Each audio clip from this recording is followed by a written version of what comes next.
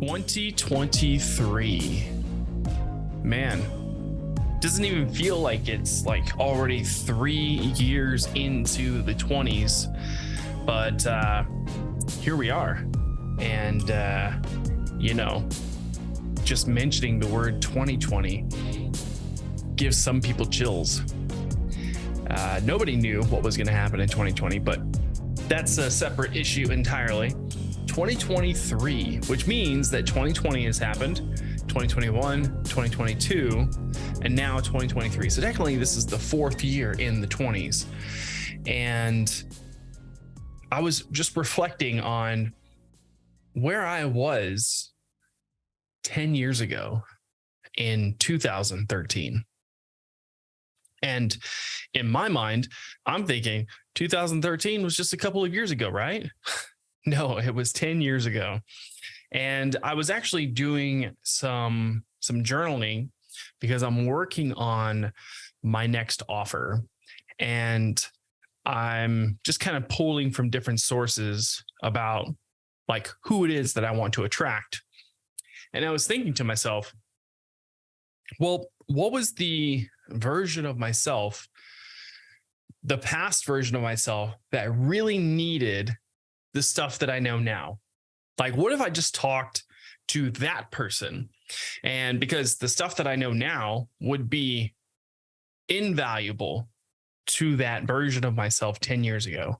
And that led me to create in my journal here 2 columns, me in 2013 and me in 2023. And I think that it would be valuable to share with you on the Pirate Marketing Podcast, dear listener, just the immense transformation of what has happened over the last 10 years, because we're talking about, 10 years. I'm 37, about to turn 38. This is almost like, a good quarter of my life in the last 10 years. And so I figured I would just share with you and kind of contrast where I was then and where I'm at now. And just to give you an idea, because maybe you're at that point where I was 10 years ago, and you're going to hear where I was, and maybe you're going to resonate with some of this. Maybe you're going to hear it and you're going to go, wow, that's me. I totally resonate with that. And when you hear my reality now in 2023, maybe that gives you a little bit of inspiration.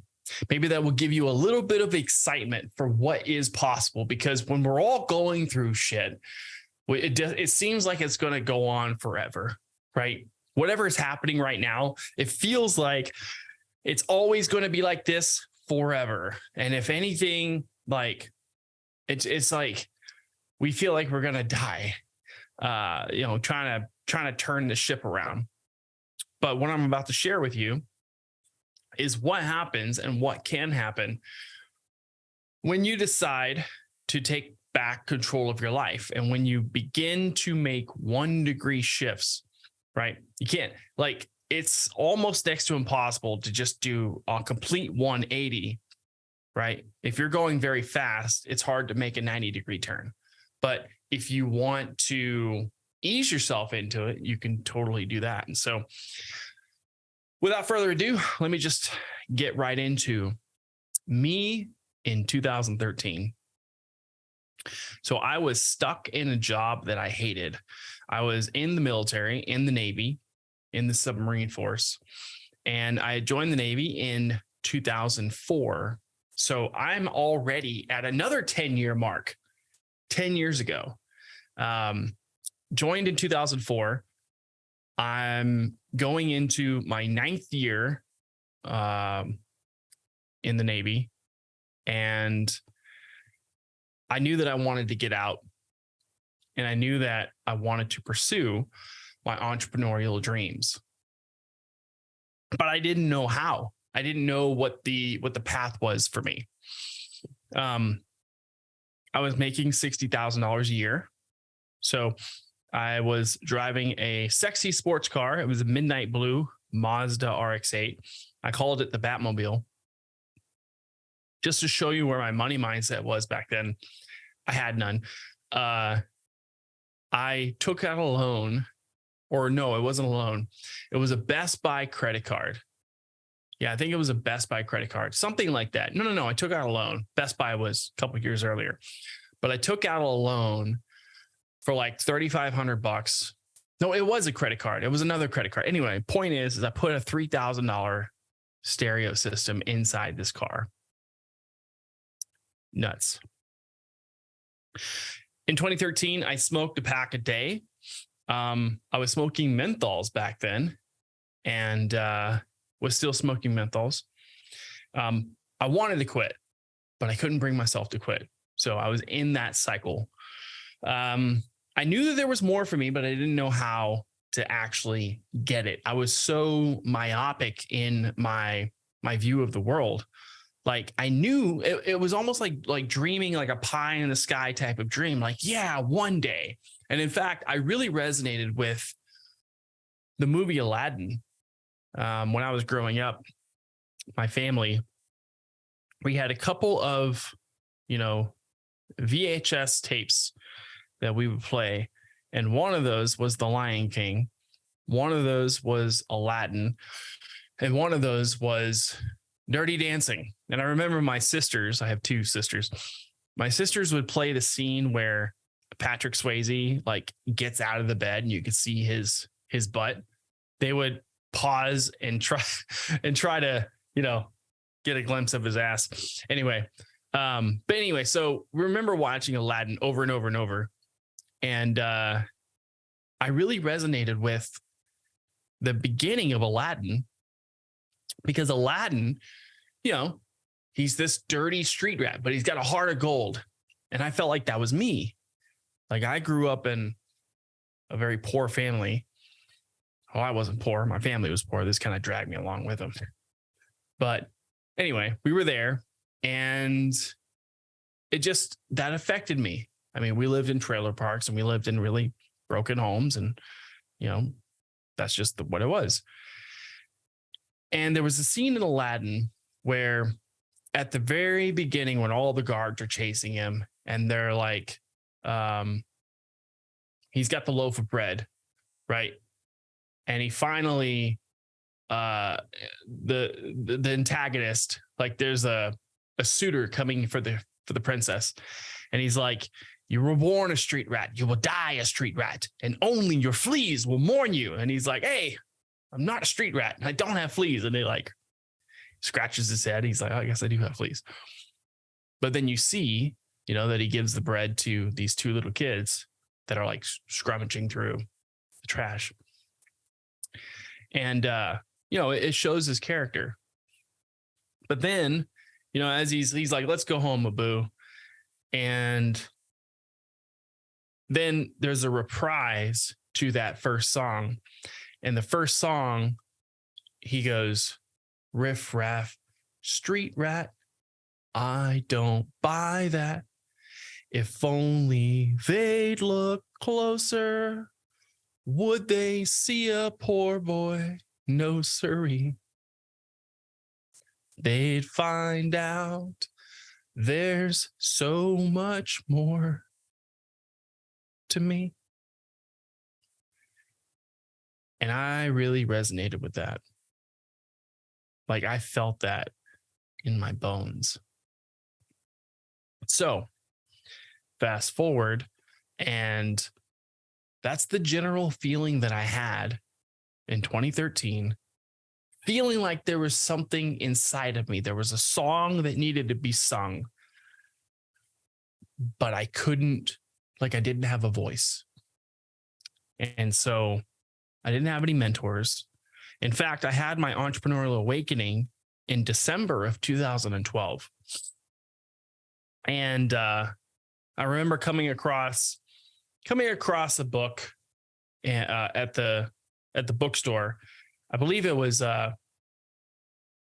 Borders. It was still Borders, because Borders was around back then. But anyway, I always went to the personal development section.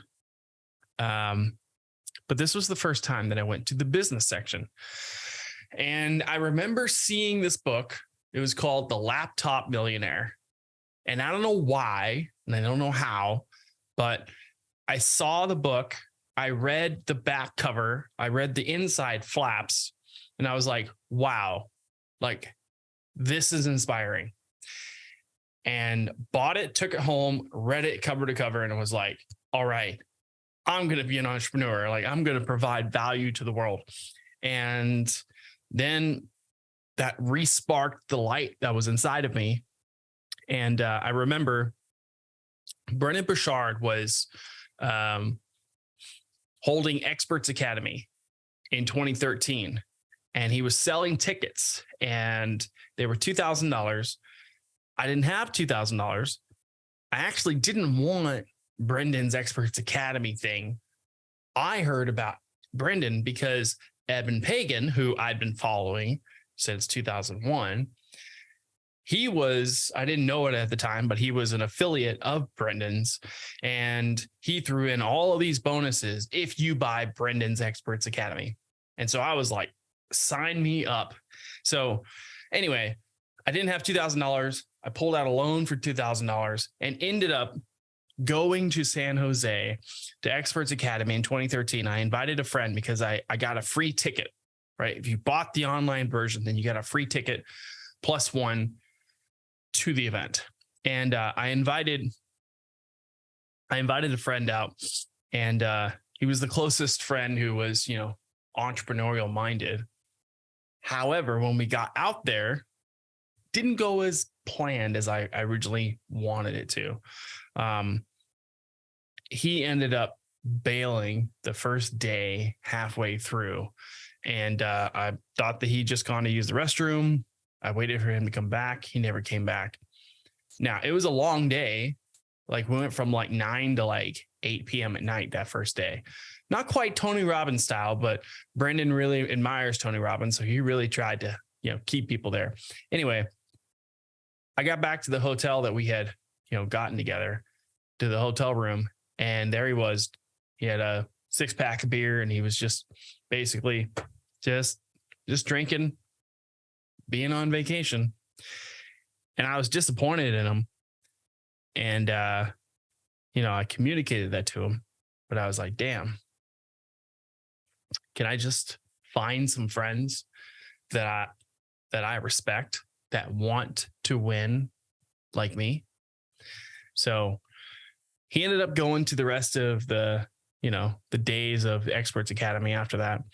But I was still smoking at the time, and I was so embarrassed and so filled with shame that I was smoking, because I was like, man, I know that I smell. I know that it's all over me. And I couldn't let myself go network with the people that were at the event because I felt so much shame. I was in this shame spiral. So even though I had invested $2,000 that I didn't have, that I pulled out a loan for, went to Experts Academy in San Jose, and then ended up like, it just was not the experience that I thought. So I was lacking mentors. In fact, I had signed up for Dan Kennedy's like GKIC. Like I got his his newsletter, and I had a couple of newsletters that I've been carrying around with me for the last 10 years. And I just opened one of his letters from 2013. It was unopened, and it was a sales letter basically advertising his wealth attraction event, which, boy, I could have needed 10 years ago. Don't know why. I never opened it, but that's just one of those things where it's like, the universe is knocking. Are you going to answer? I mean, there were things that were all around me, but I was closed off to it. 10 years ago in 2013, I was living paycheck to paycheck off of $1,800 every 2 weeks. I was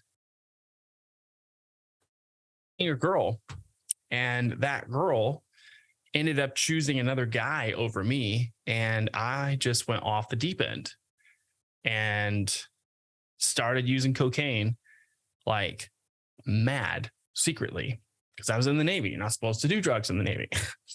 And, that and a host of other reasons, but, it just it wasn't a good time for me 10 years ago. I mean, I had like an apartment, like I was on my own. My parents weren't paying for me. I was pretty proud, that I had spent 10 years of like not needing their help, but I felt trapped. And I would do karaoke every night. In fact, I was living in Connecticut and I knew where to go Sunday through Saturday, every day of the week to find karaoke. That's what I used to numb myself. And the gravitational pull of my life back then was hard to break free from.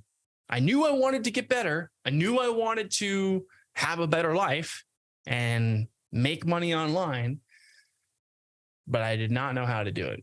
And at the end of 2013, I got found out with a random urinalysis in the Navy, pop positive for a ton of cocaine in my system, and got kicked out.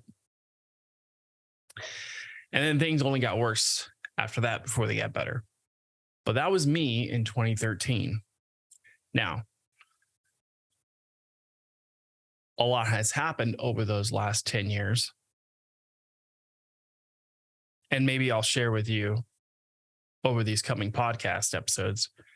But let me tell you me in 2023.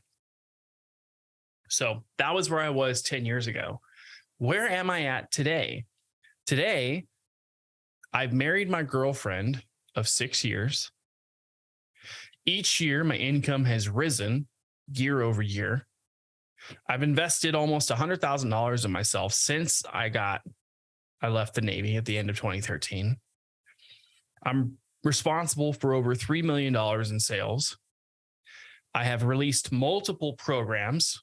I have grown an engaged Facebook group. It's been a while, but I grew an engaged Facebook group, went live almost all the time, really rode that wave where Facebook was pushing out live videos left and right. This is in 2017, 2018. I have an Evernote folder titled People I Have Served.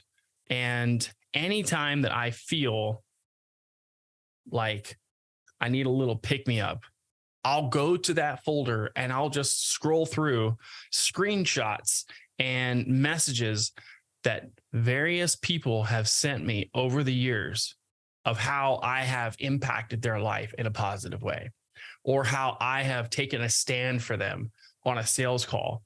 And then as a result of that, of me not buying into them choosing to stay stuck in their comfort zone, they thank me for being that voice of reason and for being the person that's kicked their ass into a better place. So, and then there's people that have just, thanked me for the help that I've done for them over the years. So that's really something that I didn't have 10 years ago. I feel like a money magnet. I mean, my wealth consciousness has soared, and I'm going to end, this episode with a very powerful story about just exactly how far my wealth consciousness has increased, and my wealth just in general. I now believe wealth is a feeling. I believe wealth is a feeling. You feel wealthy. It doesn't really matter what's in your bank account, but it's like, how do you go about life? How do you go about just feeling about money and about investments in general? And I got this quote from Sam Ovens. Sam Ovens said, wealth is a hygiene standard. And the more that I've gone into this game of not just entrepreneurship, but gone into this game of just improving your life, I now see how powerful that is. Wealth is a hygiene standard. Like, why would you not make the kind of money that you would want to make? And once you make a certain amount of money, it's very hard for you to go and dip back below that money. You might have dips, I mean, just like your gas runs on E and you need to go get some more money. Like once you know that you can go and you can fill up your tank to a certain level, why not go fill up your tank to a certain level? And once you know how, nobody could take that skill away from you, which is also something that I have that I didn't have in 2013. So I learned sales and marketing. I apprenticed under an expert at traffic and funnels. So I apprenticed under Taylor Welch and Peyton and a bunch of other people. And there's been all kinds of people that, have left the TF universe, the TF world, and gone on to do their own things.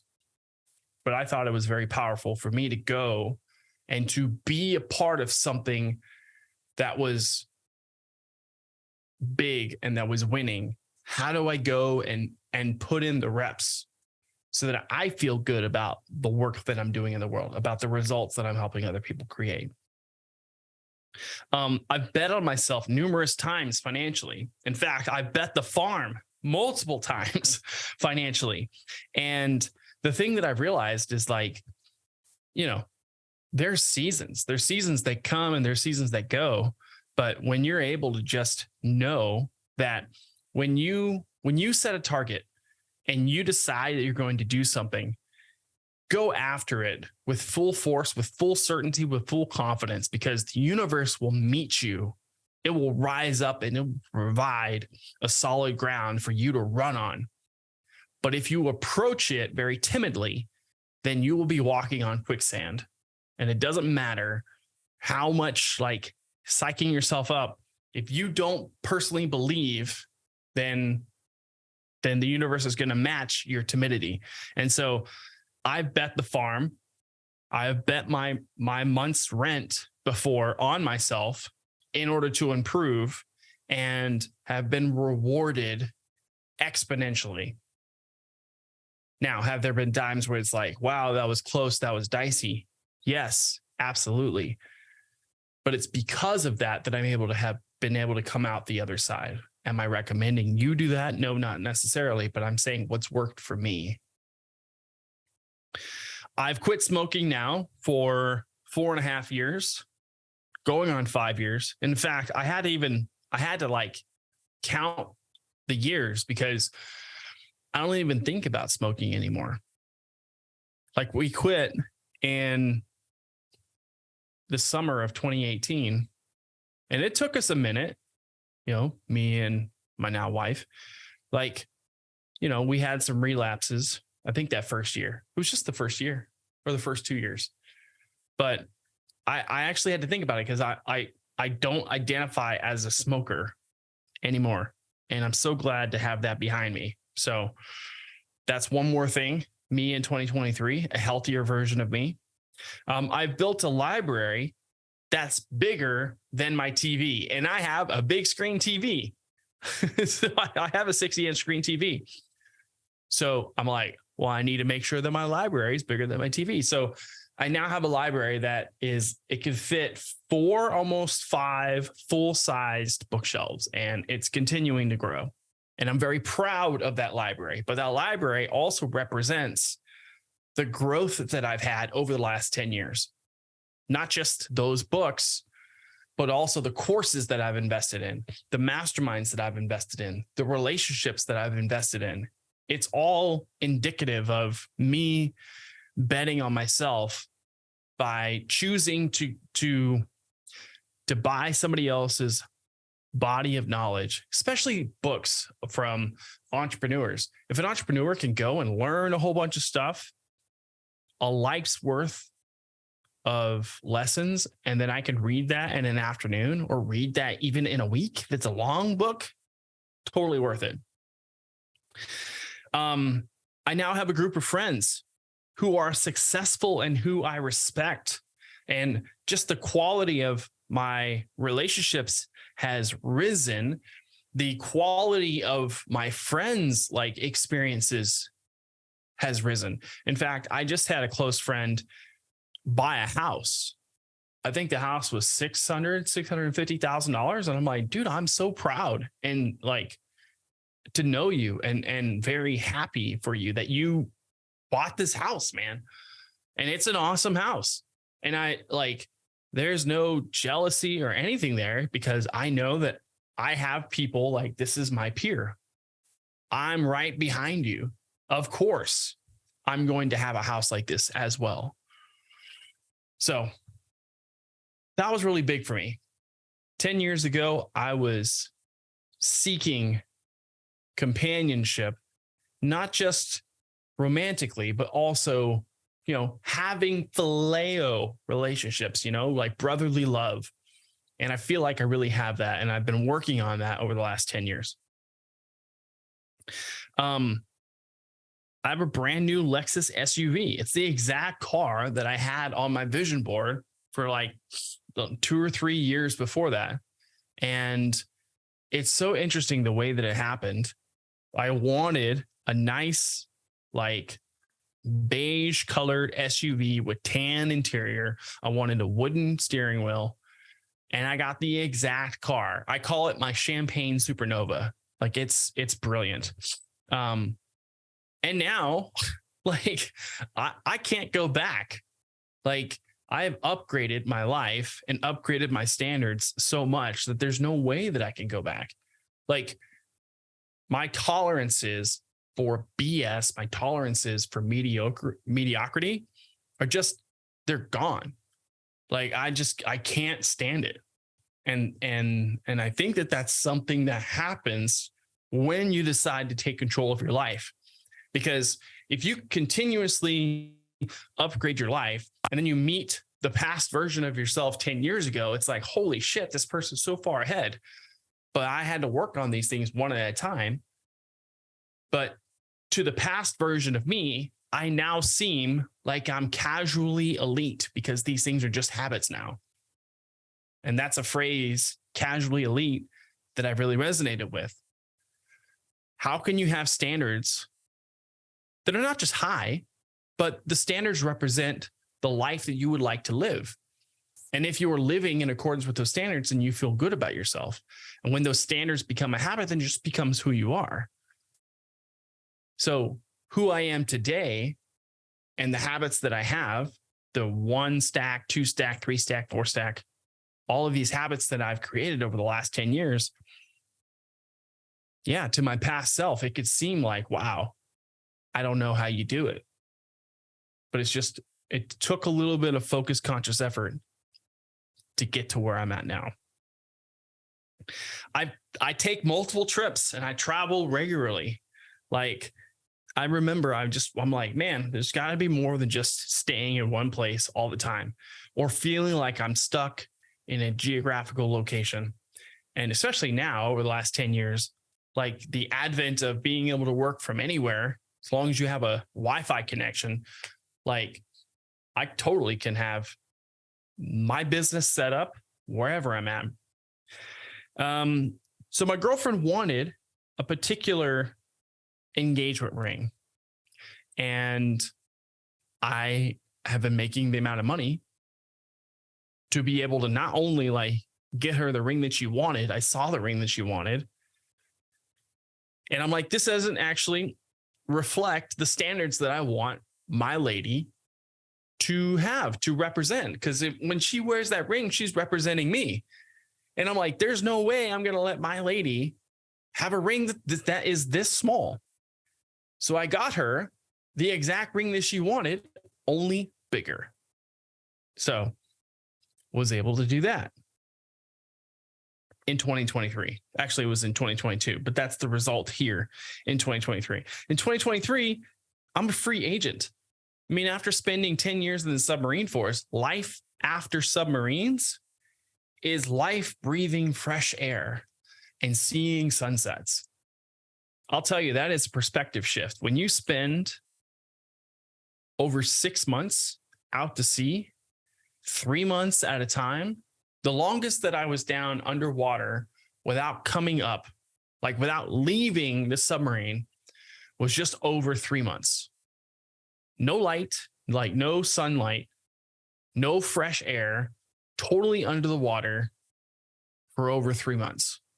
And so The fact that I'm not on a submarine, the fact that I'm not dealing with the BS that comes from just the military life makes me feel so freaking free.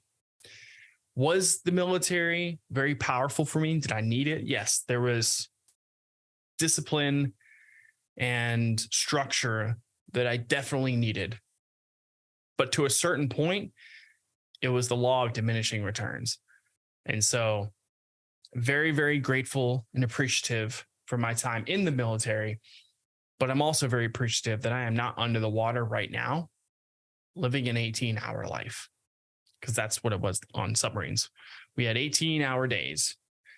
We had 6 hours on watch, 6 hours off watch, and 6 hours in the rack, which, by the way, you shared with somebody else. So we called it hot racking, because when you crawled into the rack, which, by the way, it was like basically like a coffin, it was still warm from the other person's body heat. Yeah. Picture that. Submarine life. It's great. The only silver lining to that was, the travel, getting to show up in, the foreign countries, the foreign ports. But then also, submarine food is actually pretty good. Like every Sunday, we had steak and lobsters. Fantastic. And crab legs, Alaskan king crab legs. And I got myself a studio at this co-working space. So this is the first podcast that I'm recording from the studio. I'm super stoked about it. Been thinking about getting it for a while. Been like, nah, I don't really need to. But then I was like, well, you know what? Going back to that standards thing, it was like, well, why wouldn't I? Like, what's the legitimate reason for me not getting this studio? It's like, well, I could put the money towards other things. It's like, okay. But if I put the money towards other things, then I will always be putting money towards other things. Well, do you actually need to have a studio? Do you need to have an office? Or, you could basically work from anywhere. You just got done saying that. Yeah, I absolutely could. But I believe, and this is my own personal thing, is that I would be more productive and more disciplined if I put myself into a new environment where it's like, when I come here, it's work. When I come here, it's like time to get shit done. And maybe this is just a period. Maybe this is just a season. But the very fact that I'm doing it is one more step on the chain of things that allow me to be able to grow. So I'm super stoked to be able to have this studio. And last year, I started working with a client, resonated with the work that he was doing so much that I cleared my calendar for the rest of the year and only worked with him. And when we first started working together in February, really started to get the sales going, we went from 0 sales made as of the year to, by the end of the year, we had generated 1.4 million in revenue generated. And so I'm very proud of the work that we were able to accomplish together. And because of which, and because of those results, that I've been able to help my clients provide, last year, when me and my girlfriend, my now wife, when we got married, we took a honeymoon to New York City. And we traveled up New York City, from New York City. We actually stayed at the West End for 2 nights. Maybe I'll tell you guys the story one time. But we traveled up to Groton, the old submarine base where I used to be stationed. And right next to Groton is a town called Mystic, Connecticut. And if you're familiar at all, Mystic, Connecticut is where Mystic River was shot, is also where Mystic Pizza was shot. But I remember going to Mystic. It's also where I dressed up as Captain Jack Sparrow and was the Captain Jack Sparrow for the Mystic Pirate Invasion in 2013. That was awesome as well. But there was a restaurant on the harbor there called the S&P Oyster Company. And this was a fancy la-di-da restaurant to my 2013 version of myself. And I never went and ate at that restaurant because I knew that the prices were just too rich for my blood. That's what I thought back then. And you know how, like, I knew that they were too rich because I walked up to, you know, the restaurant, and you know how they have like the outside sign that has the menu and the prices on it. I was like, whew, it's too much for me. Well, fast forward to my honeymoon, where we're just driving up the East Coast from New York City up to Boston. We decide that we're going to take a stop in Mystic, and we're walking across the bridge. The sun is setting, so it's just beautiful. And there's all these market lights around the SCP Oyster Company. And they have these really badass tables outside, where each table has a fire pit in the middle of the table. It's glorious, and it's right on the water. It's perfect. But we walked in, and this is the thing that was different between me in 2013 and me in 2023. We walked in, and I walked right past that sign. I didn't even glance once in the direction, because I already knew whatever the price was going to be, I could afford it. And that's probably the biggest thing that has shifted for me, is because of the risks that I've taken, because of the growth that I have made, because of the actions that I've taken, because of the actions that have led me to be able to provide value to people and to be able to help them get an exponential ROI on their investment. It's led me to be in a position to where I no longer have to look at the left-hand side of the menu. I can order whatever I want, and it's not an issue. And it's been that way for quite a while. And, you know, I always thought it was interesting to hear other people talk about, like, when they'd already made it, and then they go back and they talk about the times when they were coming up and the challenges and the struggles. I forget who said that, who I don't know who to attribute this quote to. It's somebody, maybe one of you can help me. But they said that you will look back on your moments of like coming up, like the really hard, challenging times, and you'll look back on it with like almost nostalgia, because you remember what it's like to fight. You remember what it's like to kind of like break through the soil. And so the me in 2023 has dreams and goals, and, you know, I've got new destinations for where I'd like to go that are completely outside of the 2013 version of me's reality. And so if this whole entire episode has kind of just shown you what it's like and what at least my experience has been over the last 10 years, where I was then and where I'm at now, maybe, just maybe, this could be inspiring for you, so that you know, hey, keep on the path, don't give up, keep the faith, and just know that it will pay off. If you continue to show up, and if you don't quit, the only thing that's left to do is to eventually win. And when you win big. And when you win and you win again, it's easy to find yourself back at that place. So that's this episode of the Pyre Marketing Podcast. Me in 2013 versus me in 2023. What about you? Where were you in 2013? And where are you now? Maybe my results aren't as good as, you know, you've been able to create over the last 10 years.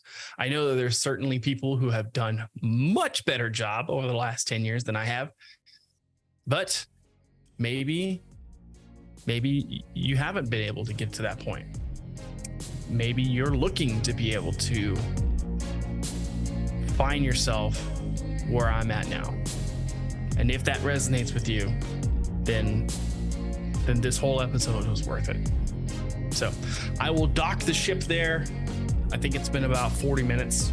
Appreciate you for listening, and I'll see you on the next episode, friends.